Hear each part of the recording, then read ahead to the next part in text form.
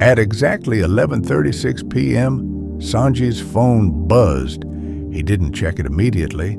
He was lying on his bed, half scrolling, half thinking, doing that thing where time passes but nothing really happens. The screen lit up again.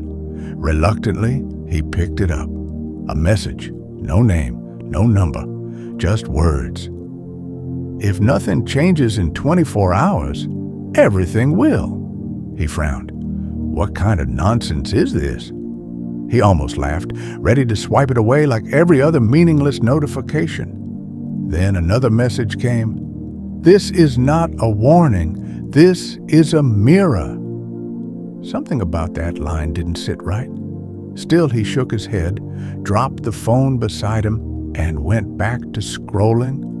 Videos, memes, people living lives that looked exciting for a few seconds and empty the next. But then something strange happened. The screen flickered, and suddenly the entire display changed. A timer appeared. 23, 59, 59 counting down. Sonji sat up. Okay, that's weird. He refreshed the phone. The timer kept going. He powered it off. Turned it back on. Still there. 23, 58, 12. His chest tightened slightly. What kind of app is this? He checked everything. Settings, background apps, nothing. Then another message appeared beneath the timer. This is how much time you have left before your current life becomes permanent. Permanent. That word didn't just scare him, it unsettled him. Because failure can change. But permanent? Permanent means this version of him, the tired, inconsistent, always postponing version, would be locked in forever.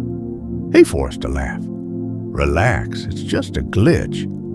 He tossed the phone aside again, but something had already shifted. He picked it up again almost immediately. The timer was still there. 23:41:03. For the first time in a long time, time didn't feel normal. It felt expensive. Still, he tried to ignore it. He opened social media again, scrolled. But the videos felt different now. The jokes weren't funny. The lifestyles felt fake. The motivation clips annoyed him. It was like the illusion had broken. Every swipe felt like he was wasting something he couldn't get back. He locked the phone, unlocked it again. Timer, 22 hours, 9 minutes, 44 seconds, and then it hit him, not all at once, but slowly. What if the message wasn't about the phone? What if it was about him? He sat up fully now, back against the wall, staring at the glowing numbers. What if nothing actually changes? Not tomorrow, not next week, not next year. What if this is it?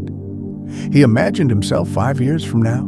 Same habits, same excuses, same late nights filled with empty promises, still saying, I'll start soon. That image, it didn't just scare him, it disgusted him. He stood up, pacing now, running his hand through his hair. No, that's not me. But deep down, a quieter voice responded, Then why are you living like it is? He stopped. Silence filled the room. The kind of silence that doesn't comfort you. It confronts you. He looked around. Nothing in his room represented the life he said he wanted. No discipline, no progress, no consistency, just comfort and hidden regret. Timer, 20 hours, 17 minutes, 2 seconds. This time, he didn't sit back down. He grabbed a notebook, flipped it open, stared at the blank page for a long moment, then wrote, If my life stays like this, I have no one to blame but myself. He paused after writing it because, for the first time, he believed it. No excuses, no blaming circumstances, no waiting for motivation, just truth. He wrote again. 3 things. The one thing he had been avoiding, the one thing that could actually move his life forward, and the one habit that was quietly destroying him.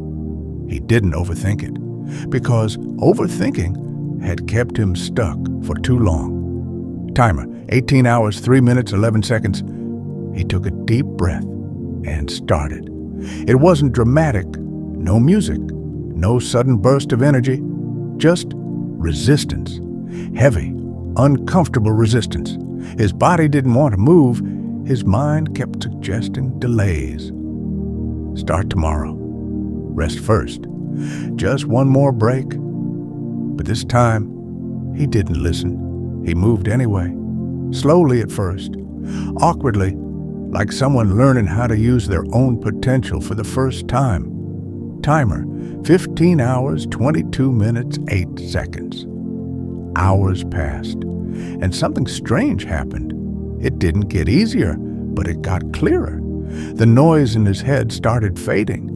The excuses got quieter, and his actions, they started aligning. For the first time in a long time, he wasn't thinking about changing his life. He was doing something about it. Timer, 11 hours, 9 minutes, 33 seconds. He was tired now, but it was a different kind of tired. Not the tired from doing nothing, the tired from effort, from showing up, from fighting himself, and winning, even if just a little. He kept going, not perfectly, but consistently. Timer, 7 hours, 44 minutes, 19 seconds. At some point, he stopped checking the timer as much, because his focus had shifted from fear to control. He wasn't chasing motivation anymore. He was building discipline, and discipline doesn't need to feel good. It just needs to be done. Timer, 3 hours, 12 minutes, 55 seconds. He slowed down, sat on the edge of his bed, sweat on his face, exhaustion in his body. But something else too, something unfamiliar, pride. Not because everything was fixed, but because he didn't run this time. He didn't postpone. He didn't lie to himself. He showed up. Timer, 0 hours, 0 minutes, 10 seconds. He looked at the phone again, heart beating louder now, not out of fear, but anticipation. 00 colon, 00 colon, 05, 00 colon, 00 colon, 04, 00 colon, 00 colon, 03, 00 colon, 00 colon, 02, 00 colon, 00 colon, 01. The timer disappeared. Silence. Then one final message appeared. Nothing was going to change unless you did. Sonji stared at it, long and quiet. Then he leaned back and smiled, because now he understood. There was never a timer. There was never a deadline. There was only one thing that had been running out this whole time: his willingness to keep lying to himself. And tonight, that ended. Right now, somewhere, there's a version of you living the exact life you keep complaining about. Not because you can't change it, but because you haven't decided to. And the truth is simple. You don't need 24 hours. You don't need a sign.